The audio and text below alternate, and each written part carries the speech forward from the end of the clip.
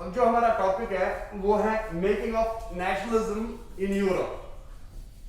Making of nationalism in Europe.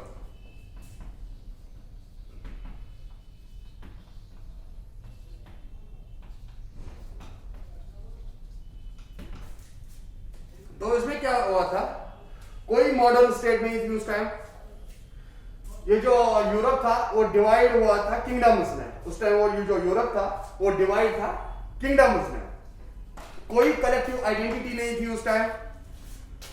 अगर मैं आपके बुक से जाऊंगा तो वहां पर एक एग्जांपल है, तो वो क्या है, हैबिसबर्ग एम्पायर था, बहुत बड़ा एम्पायर था। उसमें क्या क्या था, ऑस्ट्रिया था, हंगरी थी, और या उसमें इंक्लूड था टायरोल था, ऑस्ट्रिया था, स्विट्जरलैंड था, बोहेमिया था।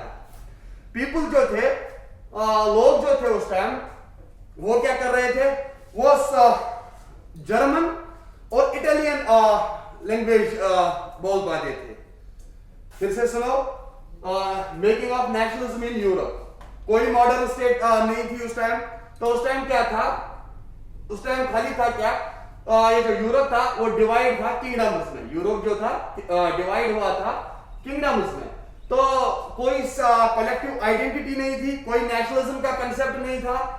तो फिर क्या हुआ, आपकी बुक में एक एग्जांपल है हैबिसबर्ग एम्पायर का।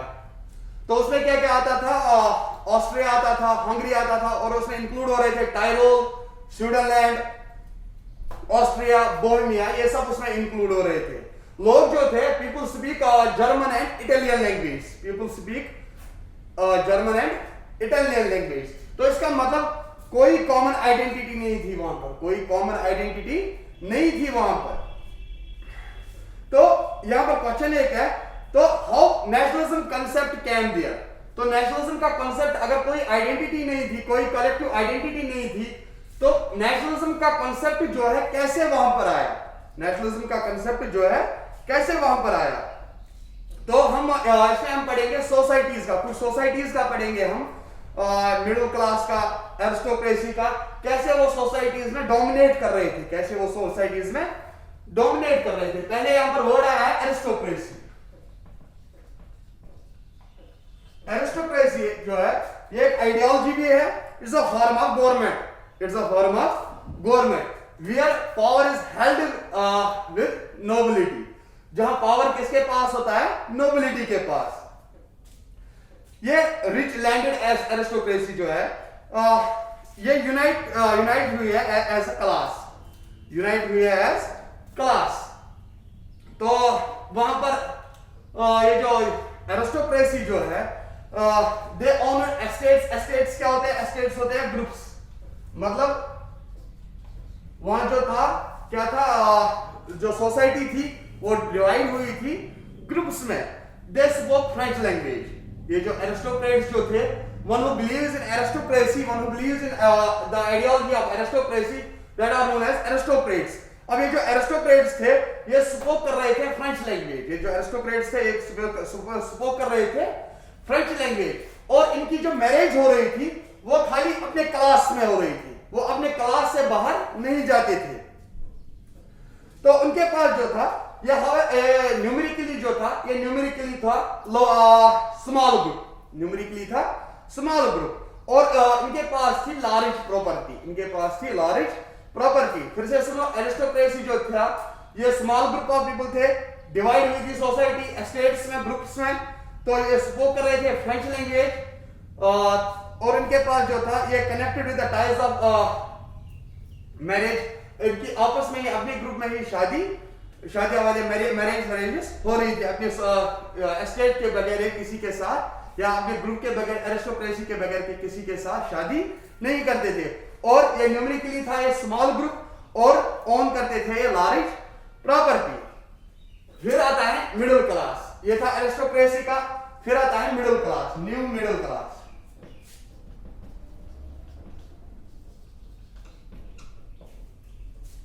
न्यू मिडिल क्लास जो था, इनके पास थी लिबरल आइडियोलॉजी। ये बिलीव करते थे लिबरल आइडियोलॉजी पर। One who believes in change, one who believes in change, मतलब ये चेंज चाहते थे सोसाइटी में, मतलब सोसाइटी चेंज होनी चाहिए। तो उस टाइम क्या हो रहा था, जब मिडिल क्लास आई थी, न्यू मिडिल क्लास उभर कर आई थी, तो उस टाइम क्या कर रहा था, इंडस्ट्रियल रेवोल्यूशन आया था यूरोप में इंडस्ट्रियल रेवोल्यूशन आया था, तो उस टाइम क्या हो रहा था, ग्रोथ ऑफ इंडस्ट्रीज हो रही थी, उस टाइम ग्रोथ ऑफ इंडस्ट्रीज हो रही थी, कॉमर्शियल क्लासेस ग्रो हो रहे थे, कॉमर्शियल क्लासेस ग्रो हो रहे थे। अब ये जो मिडिल क्लास था, ये जो मिडिल क्लास के थे, अब ये बन गए थे वहां पर बिजनेसमैन बन गए थे, इंडस्ट्रियलिस्ट बन गए थे। अब ये जो एजुकेटेड मिडिल क्लास था, ये अब डिमांड कर रहे थे, अब ये जो एजुकेटेड मिडिल क्लास था, ये डिमांड कर रहे थे नेशनल यूनिटी।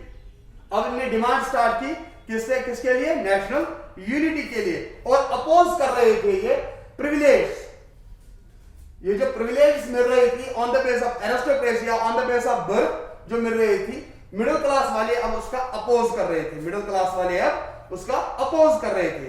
अब ये जो लिबरल नेशनलिज्म है, अब यहां पर जो लिबरल नेशनलिज्म है, ये यहां पर हमें क्या बताता है, what did liberal nationalism stands for. अब लिबरलिज्म जो है ये डिराइव हुआ है लैटिन वर्ड से, मीनिंग लिबरल, मीनिंग उसका है फ्री। लिबरलिज्म जो है derives from Latin word Libre, means free, means free. अब फ्री का लिबरलिज्म से क्या रिलेशन है, फ्री का यहां पर लिबरलिज्म से क्या रिलेशन है, पहला ही ये आप नोट डाउन करके रखोगे कॉपी पर, फ्रीडम, पहला ही इसका ये मीनिंग आएगा, freedom of individual and equality of all before law, equality before law, equality before law. दूसरा government by consent, government by consent.